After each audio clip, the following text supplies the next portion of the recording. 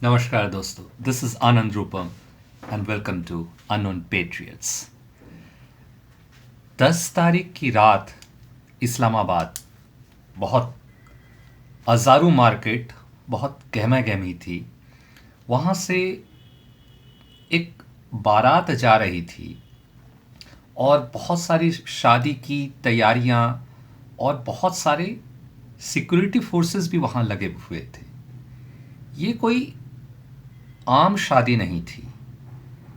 हालांकि अपेरेंटली अगर देखा जाता तो ये शादी में जो नाम थे, जो ब्राइड एंड ग्रूम, ये लोग कोई बहुत बड़ा नाम पब्लिकली नहीं था। लेकिन लगभग 1000 किलोमीटर दूर बैठे आरएनए हेडक्वार्टर में कुछ सिग्नल इंटेलिजेंस रिपोर्ट्स आ रही थी। कुछ नाम बार बार हमारे सिग्नल डेटाबेस में ब्लिप हो रहे थे। हमारे तैयार किए गए आर्टिफिशियल इंटेलिजेंस का जो एक कन्वर्जेंस मॉड्यूल है, जिसमें मैं आगे बात करूंगा, वो बार बार कई नामों को जोड़ के दिखा रहा था। इसके बाद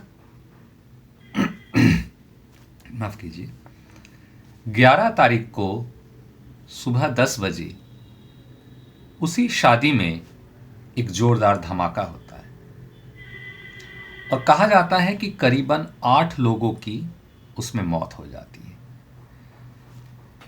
और जो रिपोर्ट आई है उसमें यह कहा गया है कि सिलेंडर ब्लास्ट हुआ और उसमें दूल्हा दुल्हन के साथ 6 और लोगों की मौत हो गई।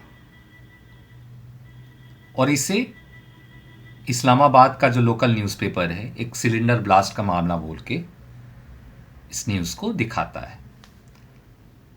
लेकिन इस गेस्ट लिस्ट में जो कुछ लोग मारे गए, उनके नाम बड़े चौंकाने वाले हैं।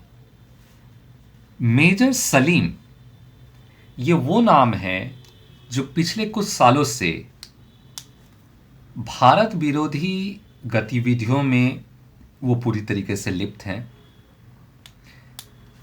एक कराची प्रोजेक्ट चला था जहां पे कई सारे जो आईएसआई के दिग्गज है, उन्होंने प्लान बनाया था कि इंडिया में इंडियंस जो रेडिकलाइज्ड फोर्सेस हैं उन्हीं को यूज़ करके इंडिया में कैसे हमला किया जाएगा। और 26/11 का जो ये प्लान था, ये इसी मिशन कराची का एक प्लान था। तो मेजर सलीम का मारा जाना और उसके साथ 2 और शख्स जिनका रिकॉर्ड अपेरेंटली तो बहुत ही सफेदपोश है, लेकिन उनका नाम हमारे आरएनए का जो डेटाबेस है, आरएनएडब्ल्यू का जो डेटाबेस है, उसमें कुछ मामलों में की कॉन्स्पिरेटर्स के नाम पे ये आते हैं।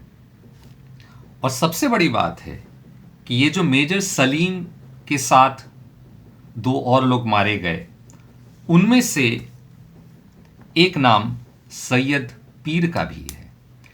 ये सैयद पीर डेविड कोलमैन हेडली, आपको याद होगा कि डेविड कोलमैन हेडली जो है कि 26/11 का जो मुंबई हमला हुआ था उसमें इस बंदे ने रेकी की थी। इसका एक बहुत बड़ा एक भूमिका रही है 26/11 के हमले में।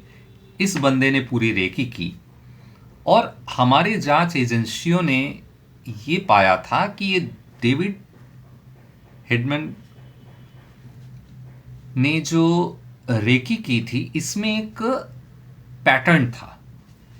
इस पैटर्न को हमारे एजेंसियों ने ठीक से पकड़ नहीं पाया और इसके बाद एक एजेंसी का गठन हुआ, उसका नाम है नेटग्रिड, कि एक जहां से पूरे पैटर्न को पकड़ते हैं और वो पैटर्न मैकेनिज्म जो है हमें एक हमारे डेटाबेस में एक रेड फ्लैग सिग्नल करेगा, जिससे एजेंसियों को एक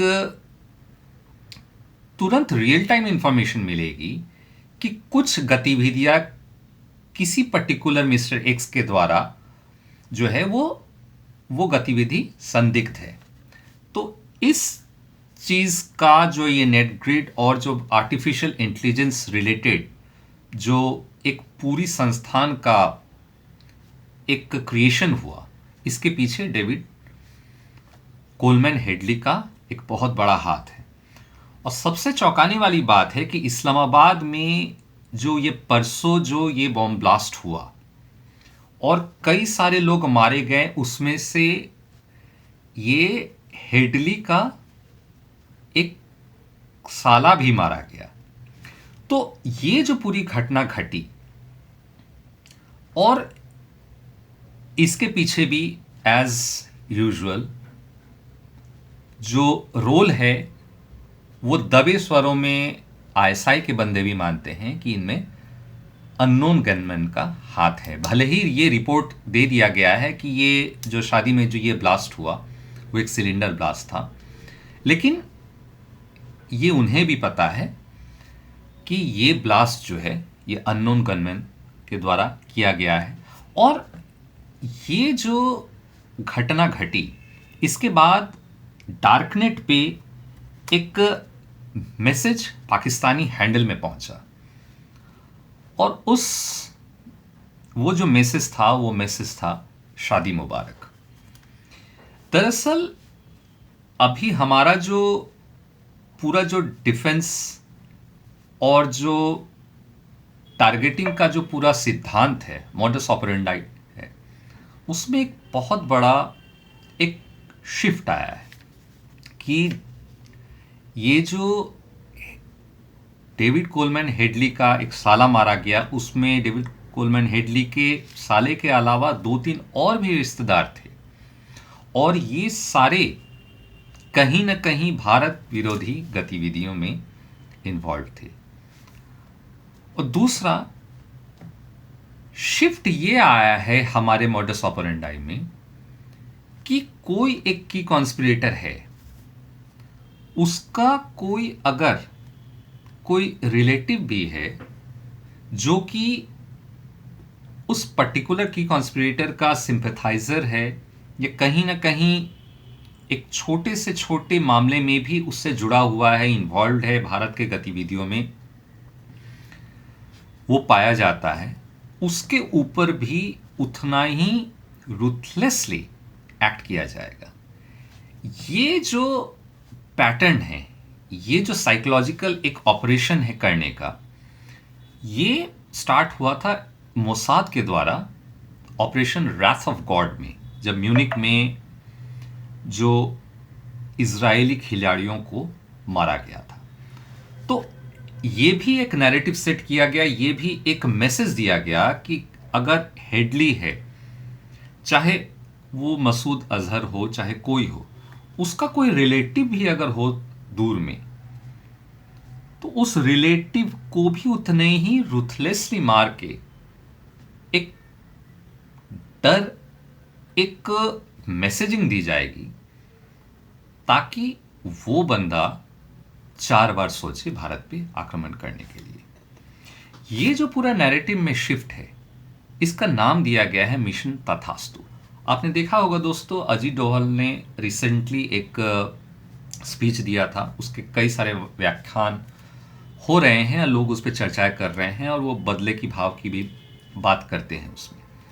तो अपैरेंटली हम लोग उनके इस भाषण का कोई भी मतलब निकाले, लेकिन अंदर खाने में जो पूरा हमारा जो इंटेलिजेंस नेटवर्क है, तो इंटेलिजेंस नेटवर्क का जो पूरा एक जो नैरेटिव है, जो मॉडस ऑपरेंडाई है, उनमें एक बहुत एक एग्रेसिव स्टांस आया है।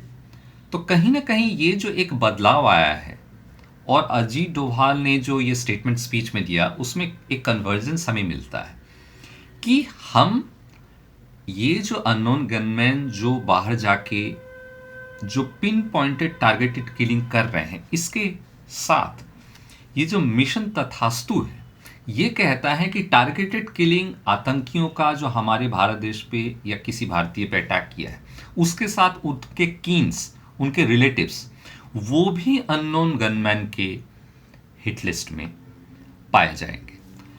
अब इस नैरेटिव का जो समावेश हो रहा है वो technology, signal intelligence, artificial intelligence सबका एक समन्वय है। और ये जो हेडली के जो रिलेटिव्स का मारा जाना वहां पे, इसके पीछे का जो पूरा तार है, एक पूरा आर्टिफिशियल इंटेलिजेंस के द्वारा एक चिन्हित किया गया कि दो कैसे अनरिलेटेड शख्स आपस में कैसे जुड़ सकते हैं।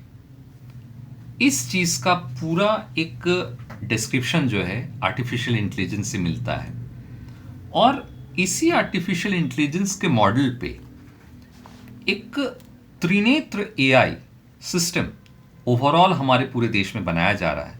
उसमें टेररिज्म के साथ जो इंटरनल सिक्योरिटी है, और यहाँ पे जो एक गैंग्स हैं, जो छोटे मोटे अपराध भी जो होते हैं, कोई सामान चुराता है, कोई गैंगस्टर है जो अपहरण करता है, लूट करता है, तो उनको भी कैसे टेररिज्म के साथ कनेक्ट किया जाए। क्योंकि अपराध की दुनिया में एक बड़ा क्राइम, टेररिज्म, छोटा मोटा लूट, ये कभी कभी कड़ियां जुड़ती हैं। कभी कभी बहुत बड़ा अपराध या टेररिज्म जैसे घटना, जैसे अल फला की घटना भी, उनके तार भी छोटे से छोटे, एक जेब कतरा, एक चोर, एक कोई लोकल गैंगस्टर, उनके साथ भी जुड़ सकती है। तो हमारा जो नया त्रिनेत्र एआई सॉफ्टवेयर है वो ये प्रेडिक्ट करने की कोशिश करेगा कि छोटा से छोटा भी कोई अगर एक चोरी होती है, डकैती होती है, उसका लिंक कहीं कोई बड़ा आतंकी या कहीं कोई बड़े कॉन्स्पिरेटर के साथ तो नहीं जुड़ता है। तो ये आप समझ लीजिए दोस्तों कि एक प्रेडिक्टिव एनालिटिक्स मॉडल क्रिएट किया जा रहा है, जहां पे आपको एक एग्जांपल के तौर पे समझाता हूं। मान लेते हैं कि ये डेविड कोलमैन हेडली के रिलेटिव्स जो मारे गए इस्लामाबाद में, इनका पहचान कैसे हुआ? इनका पहचान दोस्तों ऐसे हुआ था कि ये लोग कई जगहों पे, इनके फोटोग्राफ्स अलग अलग जगहों पे मिले थे, और कुछ फोटोग्राफ्स में कुछ लोग एक जगह पे थे भी नहीं। बट आर्टिफिशियल इंटेलिजेंस कई अलग अलग फोटोग्राफ्स से पैटर्न को रिकॉग्नाइज करते हैं कि कई जगहों पे इन लोगों को एक साथ देखा गया है। उसके बाद इन लोगों का फाइनेंशियल ट्रांजैक्शन जो अपरेंटली देखने पे अगर आप मैनुअली करें तो दो mister X and mister Y, इन दोनों का जो फाइनेंशियल ट्रांजैक्शन है एक जगह नहीं मिलेगा। लेकिन आर्टिफिशियल इंटेलिजेंस का जो डेटाबेस है वो बहुत सारे मिलियंस ऑफ ट्रांजैक्शंस को चर्न करते हुए पैटर्न से दो लोगों का फोटोग्राफ, दो लोगों का फाइनेंशियल ट्रांजैक्शन, दो लोगों के मूवमेंट, दो लोगों के ट्रैवल प्लान्स, इनको जोड़ते हुए ये दो लोग एक दूसरे से जुड़े हुए हैं, इस चीज को क्रिएट करते हैं। ये अपने आप में एक नायाब सिंक्रोनाइजेशन है टेक्नोलॉजी का, सिग्नल इंटेलिजेंस का, ह्यूमन इंटेलिजेंस का। और उसके बाद ये लोग एक नतीजे पे पहुंचे कि ये जो एक शादी है, इसमें कैसे कई सारे आतंकी एक पर्टिकुलर शादी में ये लोग मिलेंगे। ये लोग 26/11 का दोषी डेविड कोलमैन हेडली से भी ये लोग जुड़े हुए हैं। 2-3 इनमें से डेविड कोलमैन हेडली के रिश्तेदार हैं, एक उसका दूर का साला है, एक मेजर सलीम है। तो ये लोग कैसे एक दूसरे से जुड़ते हैं और ये लोग एक साथ एक ही जगह इस्लामाबाद में कैसे एक शादी अटेंड करेंगे, ये तक की प्लानिंग जो है हमारा एआई मॉडल प्रेडिक्ट करके देता है। और उसके बाद बाकी काम अननोन गनमैन का होता है। तो दोस्तों, अननोन गनमैन का जो रोल है वो पहले से और कहीं बड़ा हो गया है, पहले से और कहीं डेडली हो गया है। और 2026 का जो रिजोल्यूशन है उसमें आतंकी ही सिर्फ टारगेटेड नहीं है, उसमें आतंकी का रिश्तेदार भी टारगेटेड हो सकता है। इसकी मैसेजिंग पाकिस्तान को और हमारे दुश्मनों को। और इसके साथ मैं एक बात बता दूं दोस्तों कि ये अननोन गनमैन का कहर जो है हमारे देश के अंदर छुपे हुए आतंकी जो हमारे देश में है, अभी तक तो बांग्लादेश में भी हो ही रहा था, पाकिस्तान में तो होता ही आया है, हमारे देश में भी कुछ छुपे हुए हैं गद्दार जिनका लिंक पाकिस्तान के साथ है, वहां भी उनका जो है शिकार शुरू हो चुका है। तो दोस्तों, इन चीज़ों पे हम विस्तार से फिर बात करेंगे। तब तक मैं आनंद रूपम आपसे आज्ञा चाहता हूँ। जय हिंद।